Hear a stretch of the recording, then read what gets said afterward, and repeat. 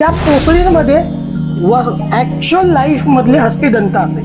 लेणीवरचं अत्यंत महत्वाची शिल्पकला जी आहे ती या कोपऱ्यात आहे. इथे काय आहे, वर काय आहे. आता ही कुठल्या मान्यतेप्रमाणे बुद्धांना आपण इथे बघतो, तर शास्त्राच्या भूमिकेतून बघतो. बरोबर, शास्त्र कशा, तर इथे आता तुम्ही काय बघताय, सिंहासनावर बुद्धांना बसलेले बघताय की दोन मुकुट घेऊन आलेले.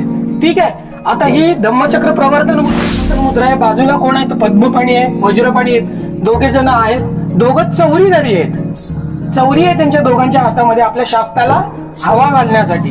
तुम्हाला इथे दोन जरी बोधिसत्व दिसत असले तरी 108 बोधिसत्व होऊन गेले. तुम्ही एखाद्या नंतरच्या वज्रयान पंथातल्या बोधिसत्वाच्या हातामध्ये तुम्ही जर गेलात तर त्याच्या हातामध्ये माळा बघा.